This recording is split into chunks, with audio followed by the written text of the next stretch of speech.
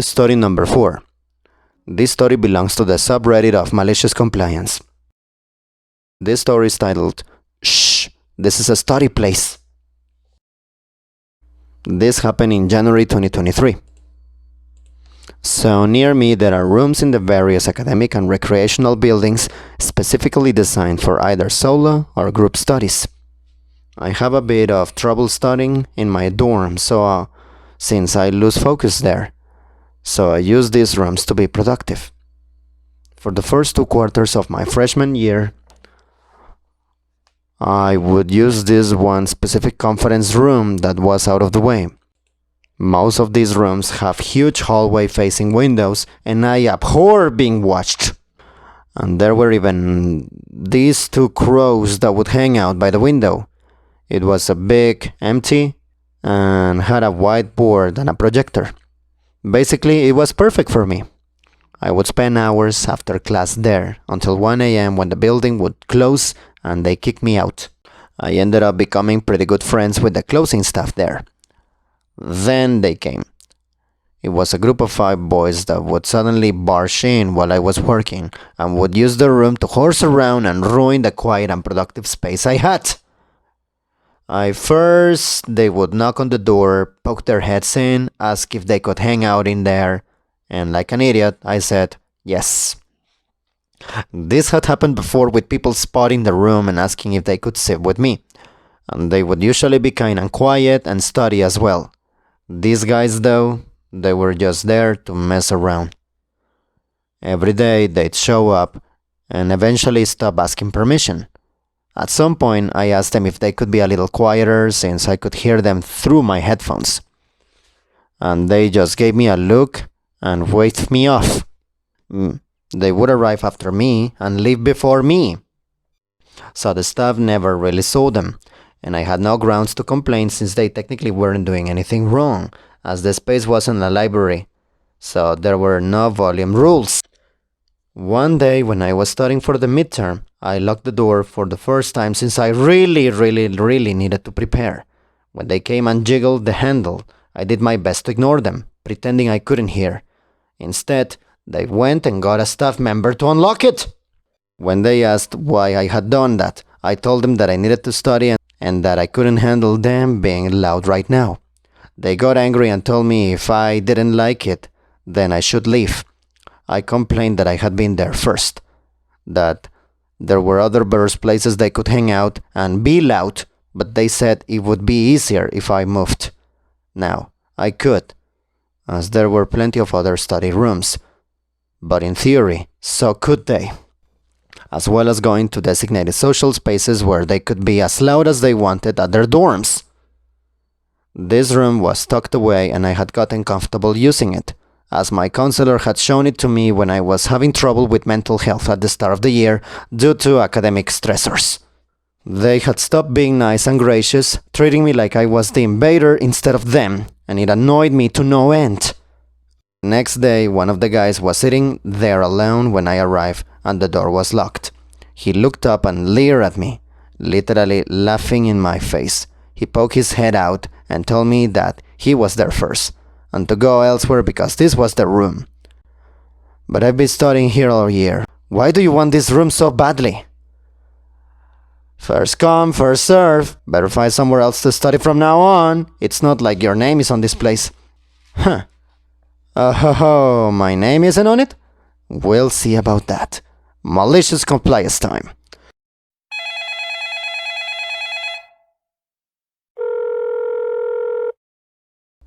The system for the rooms is typically first come, first serve, just like he said. However, there's another way to get a room. Reserve it. Our school has a website that you can use to book a space for any amount of time. And the reservations show up a little screen next to the door and it will turn red when the room isn't in use. You can put the names of the participants and the reason for the booking. And whoever has the reservation gets priority even if there was someone in the room already. The thing is, not a lot of people know about the website, since it isn't advertised anywhere or really talked about. You probably guessed what I did. I reserved the room from the time my classes ended until the time the building closed for the next day. When I got there, some of the guys were sitting in there already, some waving at me, others shooing me away. I simply smiled and walked to the staff office, telling them that I had reserved the room. But some people were already in there and I was having trouble getting them out. I'm soft-spoken and strangers make me nervous, so they were willing to help. The staff person came and told them that they needed to leave. They retorted that they were there first, again telling me to go somewhere else. Then the staff explained that I had reserved the room, that I had priority and they needed to leave now. And I held up the reservation receipt on my phone. This seemed to reach them as they grumbled and left, instead sitting out in the lobby where they continued to goof off, and I got the room all to myself. This worked so well that I booked the room for the next day, and the day after that.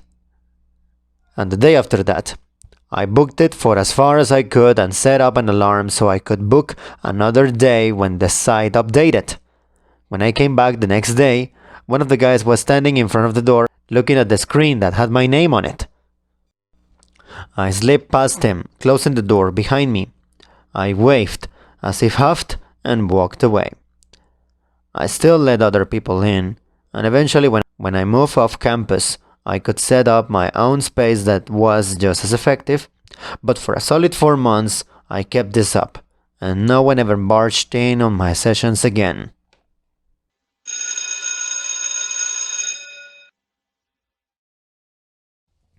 Story number 5. The following story was taken from r/I don't work here lady. I didn't work here, but I do now. A bit of context. Back in high school, I was at the top of my class. I'm talking 2% of the whole school, AP classes, etc. After school would end, I would spend time finishing homework in the library since I focus better there. Now, I'm a very shy person and I can't bring myself to talk to strangers. I would always get to the library early and pick a table at the back to avoid everyone else. However, since I was there so often, the supervisors and tutors began to recognize me. We would talk, chat about how the day went, general stuff between student and staff. Then one time, one of the tutors for algebra had trouble explaining something, so she called me over and asked if I knew what the kid needed help with.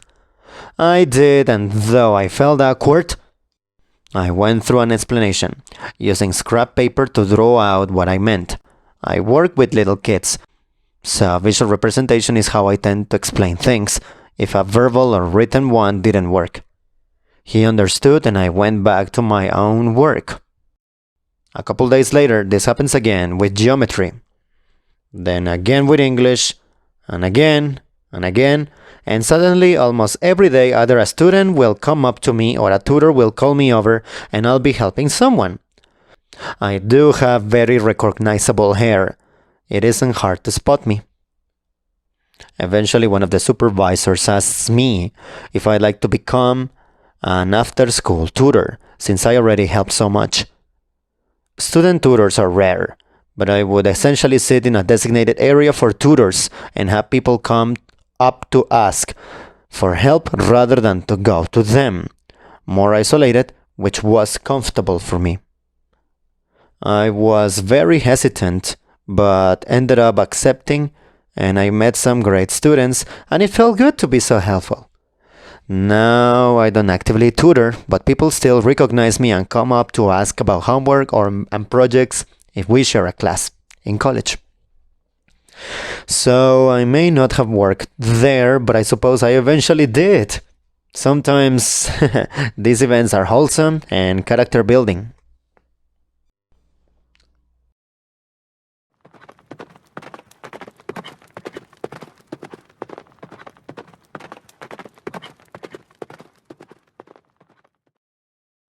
Story number 6.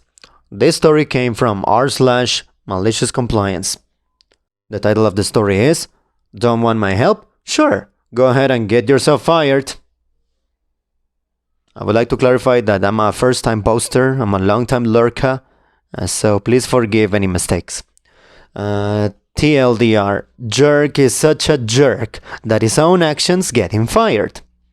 Too long didn't read, jerk is such a jerk that his own actions get him fired.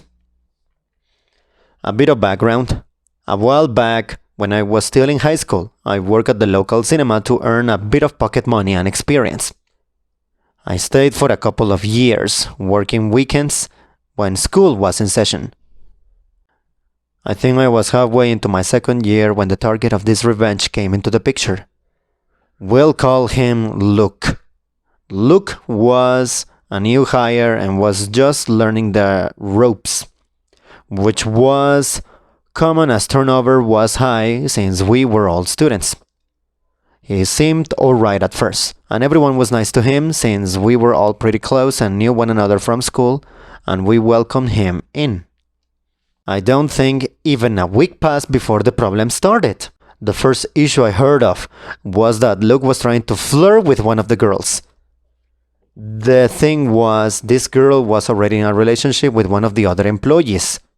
And everybody knew this, including Luke. That didn't stop him though. And eventually the girl told him to his face to cut it out. It only got worse from there. Now, I do my best to see the good in people and give them the benefit of the doubt.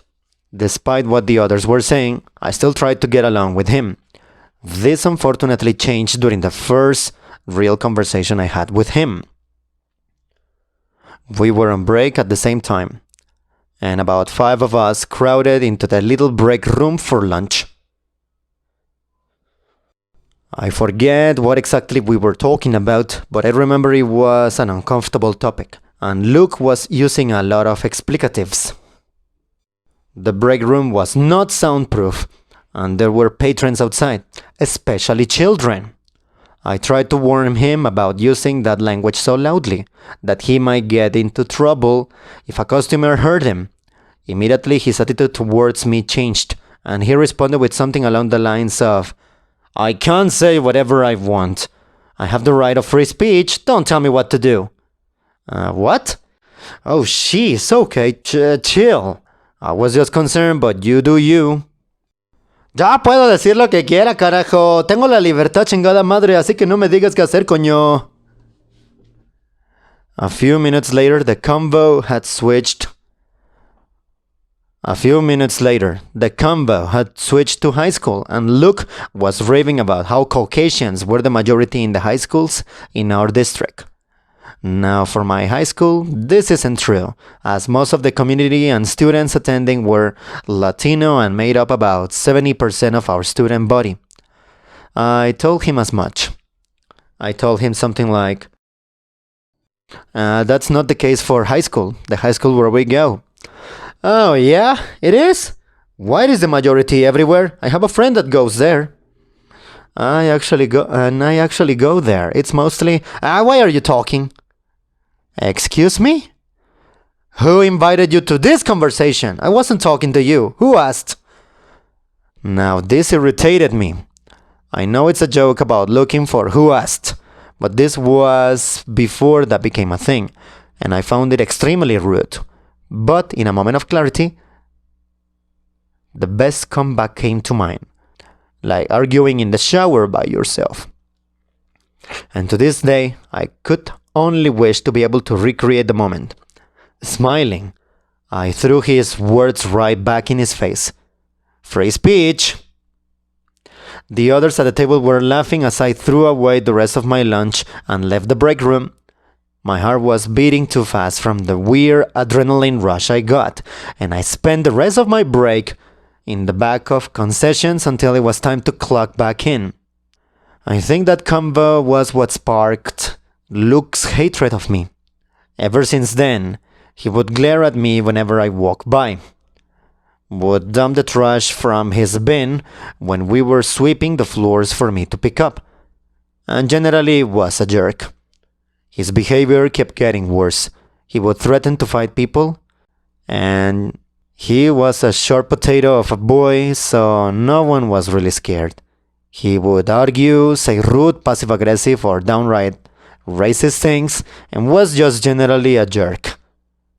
At some point during a shift I wasn't there, he cornered the girl he had been eyeing and kept verbally harassing her, to the point that she hid in the manager's office where he couldn't get to her. She was a sweet and loyal girl and friend, and she and her boyfriend could be described with the phrase puppy love, and had been together for a long time. The boyfriend was naturally angry when she texted the group chat about what happened, and wanted to get Luke fired. However, people were hesitant about this, saying that managers wouldn't want to because it claimed discrimination, as he was trans, and that he hadn't done anything blatantly wrong. Then another one of the employees made a suggestion. Luke was incompetent. We all knew this. Why not make the manager see it too? Revenge time. Revenge time. It wasn't hard to do, since Luke would tend to shoot himself in the foot.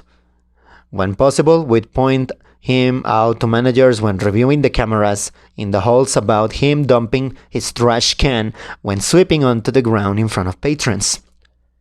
When he was cursing up a storm during break, a text would be sent and someone would lead a manager to him to be caught. He rarely cleaned up.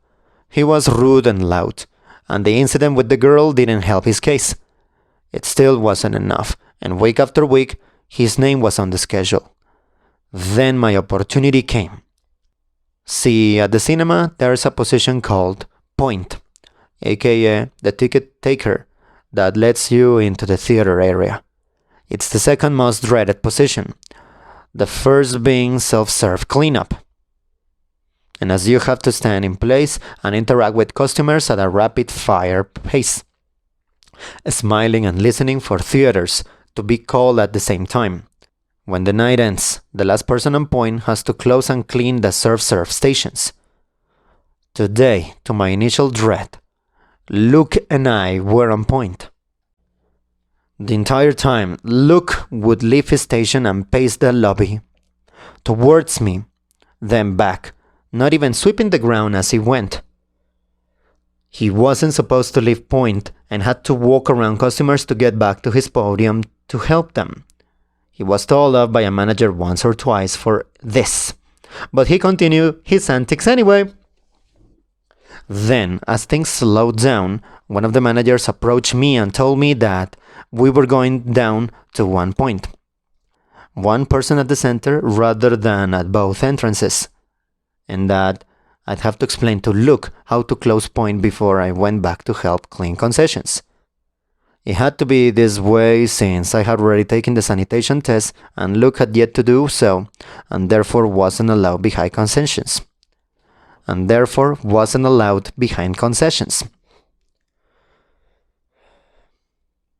When I finished closing my point, I walked over to Luke and told him to move his podium to the center,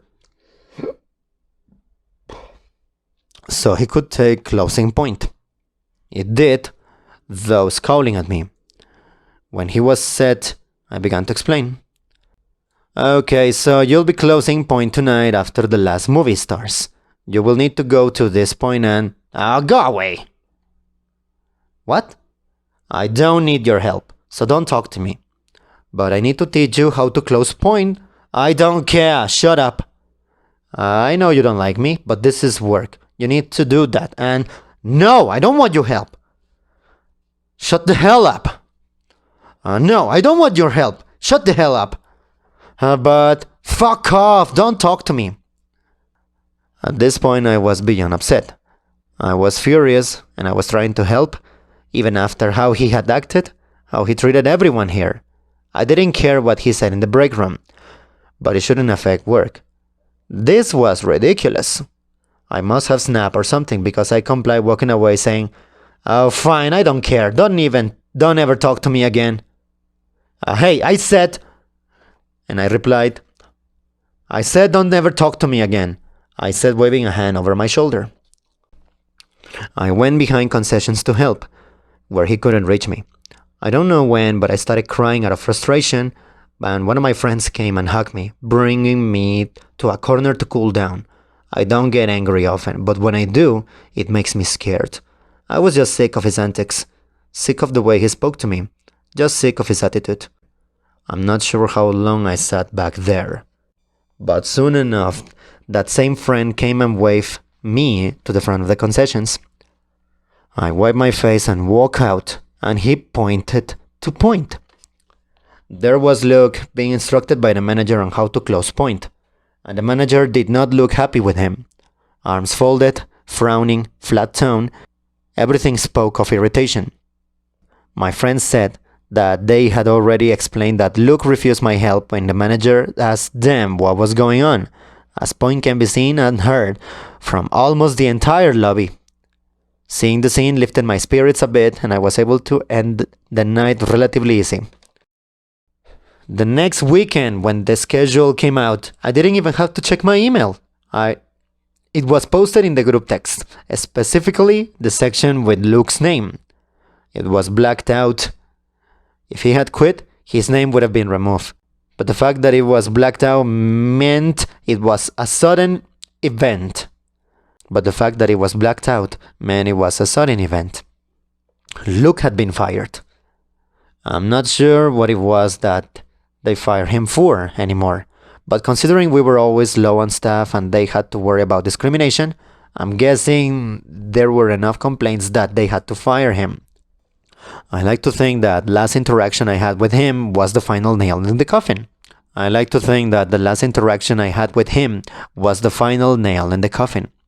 But I was just glad to see him go more than anything.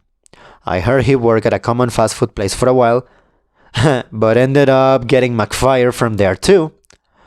Good luck in life, Luke. You weren't missed.